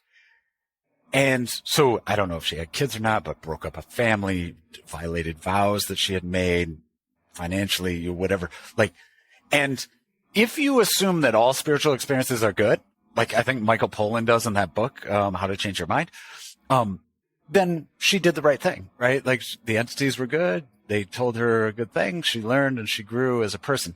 If you assume they're good, but if you approach them with skepticism, if you say maybe they hate humans, like maybe they're not good entities, then you look at that advice and you say, maybe they just destroyed her life. Maybe they just destroyed the life of her children. Maybe they just like caused her husband to commit suicide. Maybe they just like, maybe that was the darkest thing she could have done at that moment. And if you start with just a little bit of skepticism, another guy like was a military contractor, quit his job as a military contractor and became a Zen Buddhist monk, after taking the psilocybin, which if you had a kid who was like, hey, Dad, should I quit my job as a military contractor or become a Zen Buddhist monk? I think all of us would say, whoa, don't do that. Or a brother or whatever. Like, we'd be like, whoa, don't give up your job. Like, that's a bad choice. Change careers, maybe. But like the idea of us just like assuming like that's a good choice for him depends very much on assuming those are good spirits. That those spiritual experiences that they had were good. And if you have just a little bit of skepticism of like, maybe they're bad, some of that advice might be the worst possible advice that you could give. And again, sleepwalking into it of like, hey, I had this spiritual experience that told me to quit my job or told me to divorce my husband or told me to, whatever it is, open, even like something simple, like open your mind or live in the moment. Those sound like Hallmark card greetings, like very nice things, right? But sometimes like not living in the moment, being forward thinking, sometimes that's necessary. Sometimes having a closed mind of like not being open to weird ideas at the moment. Sometimes that's a defense mechanism. That's a helpful mechanism. And just assuming that the spirits are right when they say open your mind or live in the moment assumes that they're good. They could be the evil, like trying to destroy you. And if you don't approach it with skepticism, what seems to you to be good and wise, just like Eve in the garden, the serpent said, hey, check out that fruit over there. It'll make you like a god. Or Jesus in the temptation, check out that stone. It could become bread. Like that wisdom in the moment may turn out to just be a disaster. I really appreciate you saying that, because the case that I've been trying to make is that, that these entities they are intelligent. I believe they are real. They do exist on a different plane of reality, which means they have an information advantage over us, right? They know things about us that we don't know about ourselves. They know things about reality that we don't know about reality.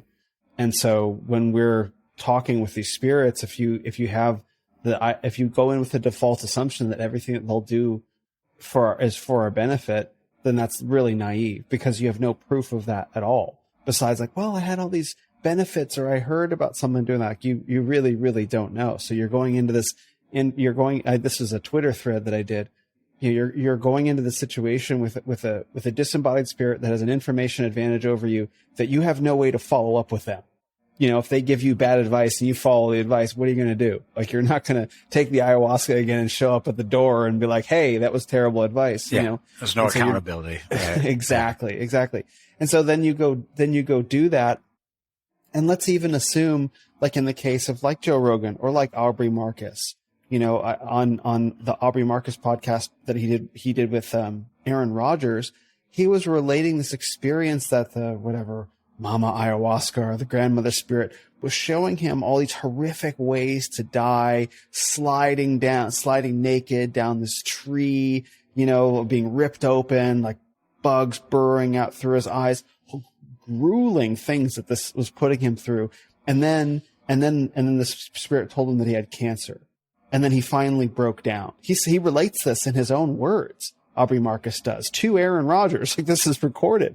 And then he breaks down like, no, I don't have cancer. No. And it's freaking out on ayahuasca. It was like freaking out on psychedelics is not a fun experience. And then he finally surrenders, like, okay, well, I guess I'm going to die. And then he says, the ayahuasca spirit says, you're so silly. We love you. You're not going to die.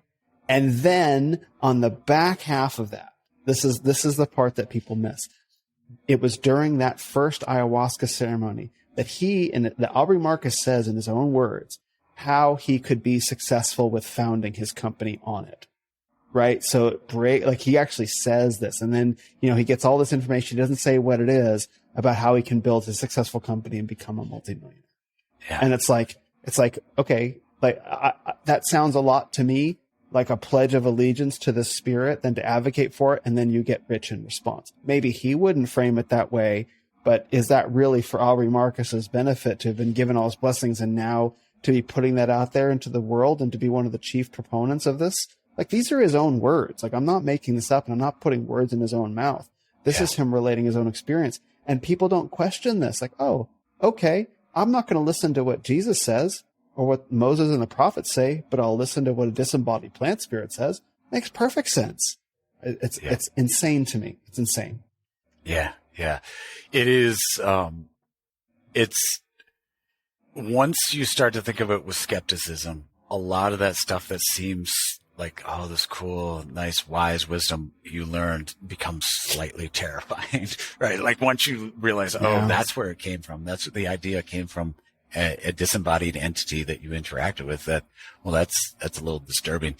That's something that, I think we need to have that skepticism. One of the things you touched on earlier is like, hey, we're not sacrificing people. And I do have an interesting thing in my book that I just touch on for maybe a paragraph or two, because I was just reading about it as I was publishing the book, so I couldn't include that much. But I do have another article I wrote about it on my website. But the founder of Planned Parenthood is a woman named Margaret Sanger. And she was a big believer in eugenics. So she was a big believer that it was bad for humanity to be having all these kind of poor people, children of prostitutes, too many black people, etc. So her idea was to kind of clean up those underclasses by limiting the fertility. And she was a believer in abortion at a time when nobody else believed in abortion. You know, this was like before abortion was at all socially acceptable. And so she was founding Planned Parenthood, and she wanted to do it with abortion. But she consulted her friend, her lover, her mentor, a guy named Havelock Ellis. And Havelock Ellis was an English intellectual, academic, who wrote on sexuality and a lot of bohemian kind of sexual stuff. So the free love movement, way before the free love movement was popular. And she consulted him, and the two of them kind of mapped out Planned Parenthood. And Havelock Ellis kind of helped her realize that she should not start with abortion. She should start with birth control. He just thought abortion was too much out of the gate, but he was very in favor of abortion as well. But he thought, hey, we can do this step by step. We can do this progressively.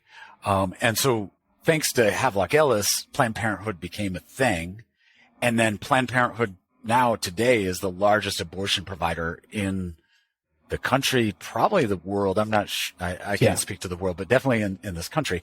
Now, why am I bringing this up with regards to psychedelics? Havelock Ellis was a psychedelic pioneer. Havelock Ellis wrote papers, experiments, all kinds of things on psychedelics way before the 1950s and 60s, way before any of the Harvard psilocybin experiment, way before any of the psychedelic movement of the 1960s. Havelock Ellis was doing mescaline and experimenting on friends with mescaline and writing about his stories. You can go read his accounts with mescaline and that kind of stuff. So we talk about human sacrifice, and we talk about psychedelics, and like, hey, I wouldn't sacrifice my kid to the god Molech or whatever. It's an interesting data point. Like, it's an interesting thing that the largest abortion provider in the world really got to start thanks to a guy that was a psychedelic pioneer. Yeah. Margaret Sanger was a real piece of work. Yeah. And she abandoned her own daughter, and what we know as Planned Parenthood wasn't originally called Planned Parenthood. It was the Birth Control League or something is what they called it. And it was completely funded by the Rockefellers. All that is in the E. Michael Jones book, Libido Dominandi, like completely documented, sourced, everything, like quotations from exactly Margaret Sanger and the people who inspired her. And, you got me thinking about, well, you look at the cultural devastation of the 1960s. You look at Woodstock, you look at psychedelic rock, you look at Charles Manson, you look at Jim Jones. Legalization of abortion.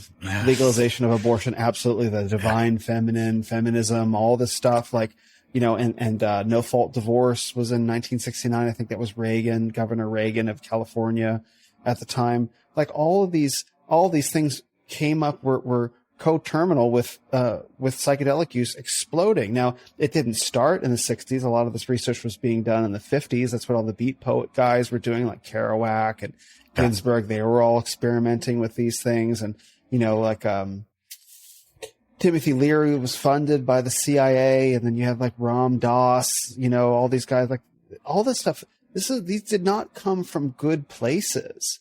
These were not good guys just bravely, venturing into the world, and Terence McKenna having this kind of like heroic kind of cast to him. Like, what happened? Like, where was Terence McKenna's family? Last I checked, I don't think his son's doing so great. And so all these people who promote these alternative lifestyles, these practices, like the fruit in their lives is just devastation. And Margaret Sanger is a great example of that. Yeah. That parallel between psychedelic embrace of the 1960s and 70s and so many things that are harmful, that whole idea of Pharmakeia will lead whole nations astray, that Nahum chapter 3 says, Revelation chapter, I think it's chapter 18 says, like that whole idea that it will lead whole nations astray. It seems like it did. Like, it seems like it, like when you look at kind of, maybe it's a coincidence, but it sure is weird that all these movements started by people that were doing psychedelics, people were practicing Pharmakeia, people were doing these things. And it's that out of that same place that so many harmful and, in the case of abortion, sacrificial things were being taking place. It's pretty crazy. So. Yeah. And that the World Economic Forum is doing a panel on psychedelic use, I think is all you really need to know, because, they invest a lot of time and money in putting forth things that seem like they're for the public good, but that are ultimately for wearing down the boundaries of national sovereignty. And one of the things that I wanted to say is that, what these psychedelics are is they're boundary dissolving technologies. That's what they do. They break down. That's the ideology that's attached on the back end of whatever healing. Oh, they made fun of me and they taught me to be, humble and to love everybody. Like, yeah, that all sounds really good. But the ideology that comes along with it is we are all one, and boundaries between people are artificial. And so you get these boundary dissolving ideas between self and other. And it naturally follows that what you get from that is boundary dissolving between nations. Right. Yeah. And it seems like you've given some thought to this as well. Yeah, it is. And I like what you've said in the past. I didn't cover this in the book at all, but just that divine feminine, you've brought it up a couple of times here, is very true. There's like a feminizing aspect to a lot of this, where the gods, you read Graham Hancock and he talks about how important it is that women were the ones that were pushing ayahuasca or were teaching people in Northern Europe. Like they were, and if you think about our iconography of witches, it's always women, right? Mixing the brew in the woods. What were they mixing? Well, like, there's a good case. You read Brian Muraresku, who wrote The Immortality Key.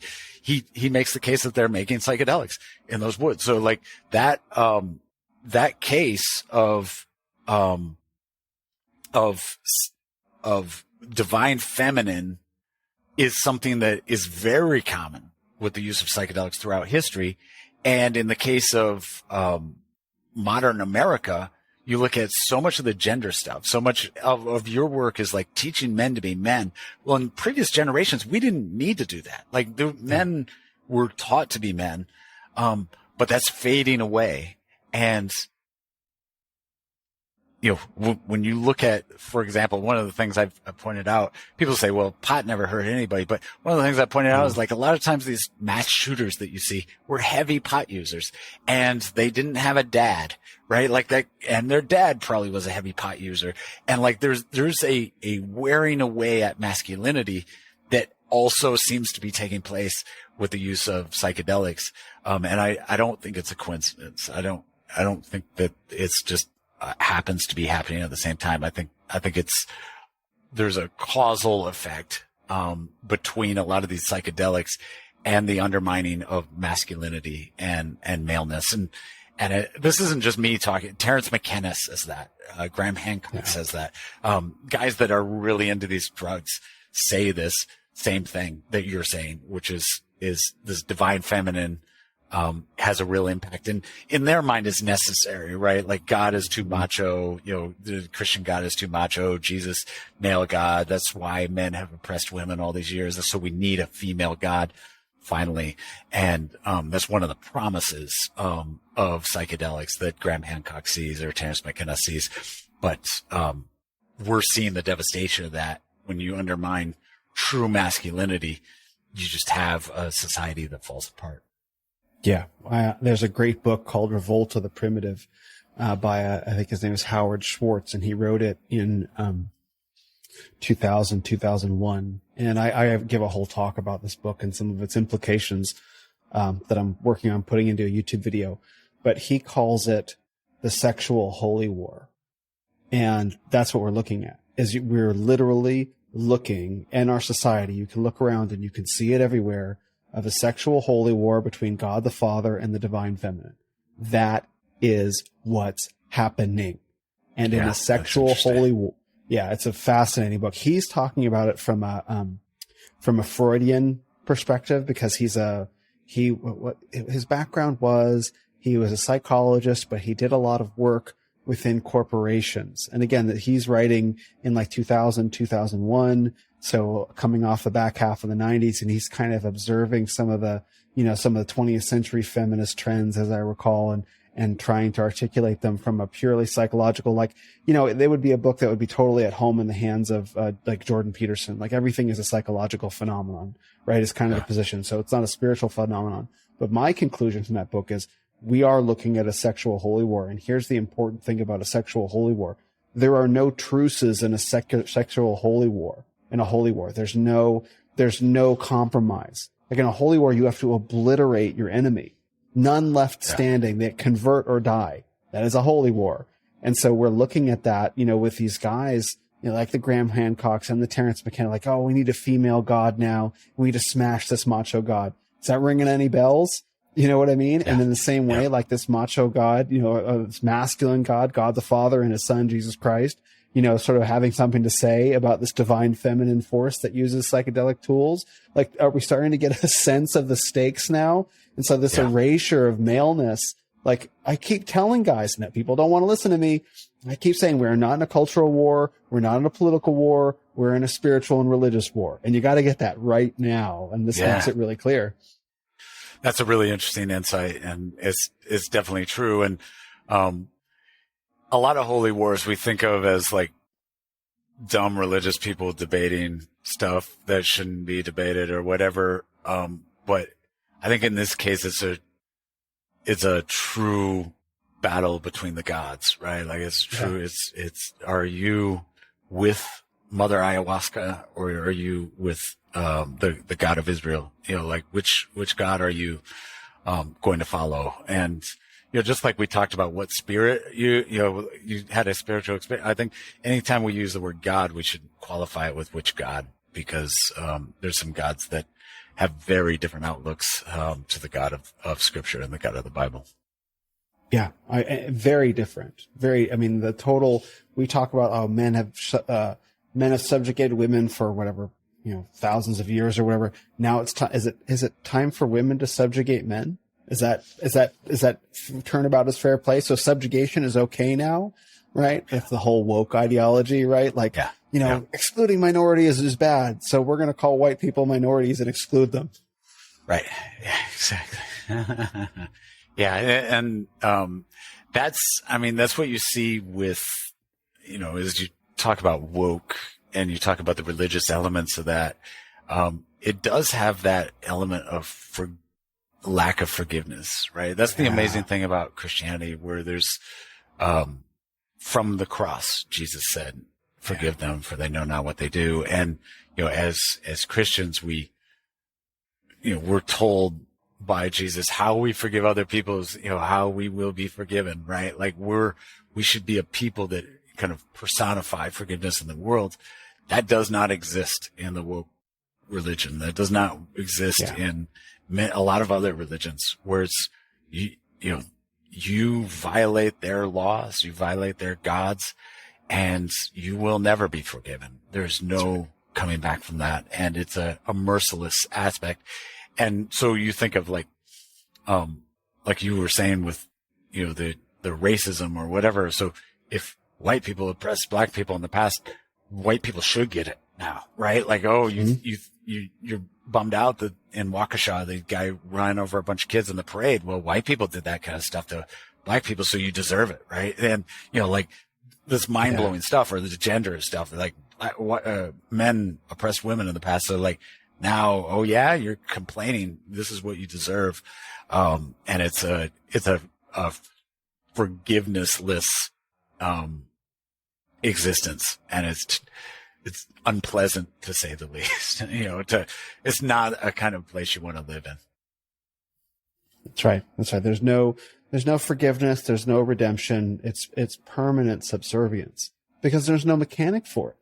There's no mechanism for it. Like, how often can you apologize for what you are and who grants the forgiveness? I've apologized to 50 women today and 50 black people. Is that enough? Do I check my box? Do I just get a punch card? It's like, no, I'm finally forgiven. It's like, well, no, there's one more person. So you're walking around just to the issue for women alone. Like, how many women did I spend my whole life in ongoing apology for, if not in words and in my very existence. Right. And that's the state that many of these guys are in. It's like, I'm sorry for being a man. I will neuter myself and I will be less of a man. And then you'll forgive me once I've destroyed myself. And that's it. That is literally it. Yeah. And they won't, right? Like, they won't. Even if after you destroy themselves, they'll kick you while you're down. It's just, there's no forgiveness. That's right. Yeah. And Aubrey Marcus posted something on his Instagram that he does at his annual gathering in Sedona or something like that. And it's literally a bunch of women standing in a big circle. Like, it's at least 200 women standing in a big circle. And all these men, their boyfriends or men at the festival or whatever, are literally bowing down at these women's feet. Literally bowing down. Like, that's what's going on. And these women they're touching their heart, or like they're crying. You know what I mean? And it's like, so what happens after that? Do the guys get up and like, okay, good, I've apologized. Like, let's be friends now. It's like, no, you spend the rest of that festival recognizing who you just made your God. It's a woman, right? Yeah. Yeah. Which reminds you, the photos of the police or people bowing down to black people during the George Floyd riots, right? Like, this similar thing. And it's, just so destructive. And again, it gets back to that whole idea of, like, without organized religion, there's disorganized religion, and you need Christianity to frame all these things. You need it to frame, what do we do with injustice when it happened in the past? Or what do we do with, how do we deal with, a society when one group has wronged another group? And if you don't have Christianity to frame that, there's you can range to complete murder, complete destruction of that. That you guys oppressed us, so now you're going to die, right? Like, that's a very realistic thing that's happened many times in history, right? Where, one society will wipe out another society, in revenge for something they did. And it happened, like, that happens all the time. And you see, the flip side of that is, like, forgiveness, amazing forgiveness. You'll see cases where, someone is incredibly wronged by another person. Rwanda is a good example of that, where kind of both cases, right? So there was horrible butchery in Rwanda, but then there was this amazing Christian moment at the end where, I can't remember which group, the Hutsis or whatever, but the two tribes that had massacred each other, just kind of forgave each other. And it was a very Christian decision to forgive, and to live once again with each other, after that horrible moment. And that's only possible when you worship a savior that forgave people from the cross, right? That's only possible when, you have a God that puts that at the very foundation of the faith. I agree. So let's talk really quickly about, there might be some people that have participated in psychedelic practices. Obviously, we'll presume with the best of intentions. And maybe even that they're not. They probably wouldn't be super religious Christians, or maybe they're considering Christianity, or maybe they're deconstructed. Like, what would you recommend for them? What sort of advice would you give people who have participated? And we're not talking about, like, smoking weed a couple times. We're talking about, ceremonial mushroom use, ceremonial psychedelic use in the United States or abroad. Like, what would you suggest for them? So the first thing I'd say is not the unforgivable sin, right? It's not a thing that once you've done it, you can't come back from it. I'll say from a personal standpoint, I did it and you did it, right? Yeah. Like, there's So it's not unforgivable. It is overcomable. And so I would say, in light of everything we've talked about, my caution would be stop doing it, break away from it. Don't do it again. Don't participate in it.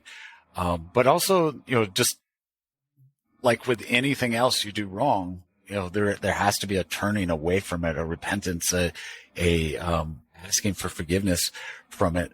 And that may seem, if you're not a Christian, that may seem weird. But if you take these spiritual questions, if you say there's real entities, this is all real spiritual stuff, you have to admit it's possible that you do need forgiveness. And like, that's where I would encourage, even if you're not a Christian, you to think about, that need for forgiveness, even if your intentions were good, that's something you should look to.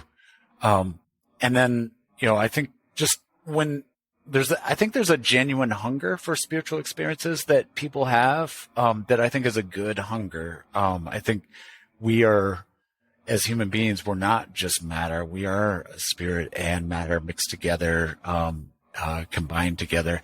And I would say there is a promise within Christianity and a deeper magic, a deeper spirituality, a deeper, experience that you can have within kind of an orthodox method of experiencing the spiritual. And Scripture gives us a path to that, whether it's fasting, prayer, meditating on the things of God, worshiping in church. There's profound spiritual experiences. And you look back through the history of Christianity, and there's been incredible Christian mystics that have experienced amazing things in the astral plane, amazing things through God. And I will say, just as a regular guy, I've had amazing spiritual experiences completely sober as well, following the rules of Christianity. So, that hunger that you might have, that you felt fulfilled through, mushrooms or whatever, it's not necessarily a bad desire. But it's just being fulfilled in a way that you should not be fulfilling it. So, that would be my encouragement, is once you've kind of turned from that, to continue seeking that spiritual experience, but to seek it through God, who will grant it to you, because he loves to feed us in a way that we want to be fed. And Jesus has a line where he says, what father, if his son asked for bread, would give him a serpent? And is very relevant for everything we've talked about here, is like, God will give you bread. He'll give you what you're looking for. He won't give you the serpent that you'll find through mushrooms or through ayahuasca or whatever it is you're taking. And to that, I'd like to add, that's beautiful, by the way. And to that, I'd like to add, a couple of my own suggestions for those listening, from a man who's done these things and has gone and done and seen, who's participated in these medicines, over 20 times, all the different medicines I've done, quote unquote medicines. And what I can say is that some of the most powerful spiritual experiences that I've had have been of reconciliation, of picking up the phone or going to meet somebody and apologizing for something that I did wrong, and really allowing myself to open in that way and to be forgiven, and to seeing the power of what forgiveness really is, and how much it's transformed my consciousness to have my conscience relieved in such a way that this thing that I did wrong, I need to make it right. Like that, and not to underestimate the spiritual power of that experience between two people, where the dread of the worst happening, like you go to apologize to someone and maybe they're just going to cut your head off and the whole world is going to end. It's going to be awful and painful, when it's actually something far less than that and far more beautiful. Like, that is a very powerful, very accessible spiritual experience for everybody. And and you don't need to blast off into the cosmos for that. And I would also say that I think part of this, there's an eschatological conversation to have here too. Like, if you're always thinking that, oh, Jesus is going to come and, and we're in the end times and we just got to wait out the clock and here he comes, versus like having a perspective on reality. Like, no, this life is a spiritual experience, and you can make your works, you can spiritualize life, in service of God. And I think to bring it all the way back around, like, that's what people I think are missing. Like, why am I depressed? why am I anxious? It's like, because you're supposed to give your life in service of God, and the everyday moment is supposed to be spiritual and prayerful and connected in this way. And you don't need to exit this reality. But as soon as you try to do things on your own strength for yourself or for self-serving purposes, you cut yourself off from this, from the waters of life. And so I think people, they don't want to live that way. And it's hard to live that way, no joke, but they go looking for it in a chemical and they get so much more than they bargained for. Yeah. Yeah. Yeah. No, that is absolutely true. Very, very well said. And it's, that should be the big takeaway for everyone is like, if you just recognize that, there's so much more here than kind of is advertised. You're not playing with some alcohol, a different version of alcohol. You're playing with something that will open up doors that are much, much more dangerous. And I think people, if there's no other lessons people take from this, please just take that as your lesson. Absolutely. So let's close and just talk about the book and what's gone on, some of the story that you've what's happened as you've gotten it out there, what your goals for it are, and where people can find it. You can find it on Amazon. So it's Return of the Dragon, The Shocking Way Drugs and Religion Shape People and Societies. If you just search Return of the Dragon, Ungit, my last name, Ungit. If you don't include the Ungit, you will get Bruce Lee movies. Search for Return of the Dragon, Ungit, and you will find this book. There's an audio version of it. There's an ebook version, and there's a paperback available. Check it out, read it. It's something that I think has a lot of interesting stuff, and I think give it to a friend, give it to someone that might need it. It's written in a way, like we've mentioned, is for everybody. It's not just for Christians. It's for anybody that has interest in these. And I've had some, you asked like, what has kind of been the response to this book? It's been amazing. Some of the responses I've received from this book. And it's been people that were heavy into drugs that were shocked by this book and found it powerful and true, and sent me messages thanking me so much for this book. I've had, people that have, reacted with a little bit of anger towards this book. Friends of mine that have been kind of are in that drug world and were upset by it. But as a whole, the response has been pretty, overwhelming to me of like how many people have read this book and really found it to be powerful and true, including, people that, I didn't even have any hopes for reaching, people that, are in that influential world have reached out to me on this book, and have said things. So my hope going forward, my objective for this book, is that it will serve as that warning of Pandora's box, that people will hear this message and they will respond, with caution and with soberness and not just stumble into this. And I think we're at this moment where if we don't put up this warning, we're going to be there, and it's going to happen faster than anybody thinks. The change on marijuana took 5 to 10 years. And we're just a few years behind on harder psychedelics. And so my hope is that we can put a warning sign up for everyone.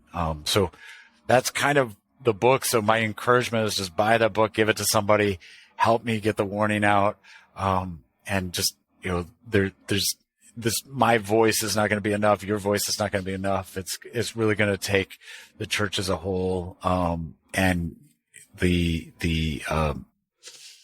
wise people as a whole speaking up on this and raising alarm bells and slowing this train down, because it's starting to move quickly. I agree.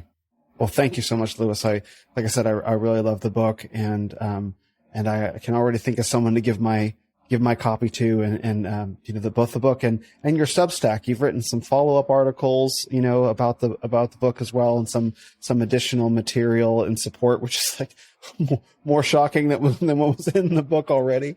And so I'll link both the book and your Substack in the show notes. Awesome. Yeah, great. Thanks.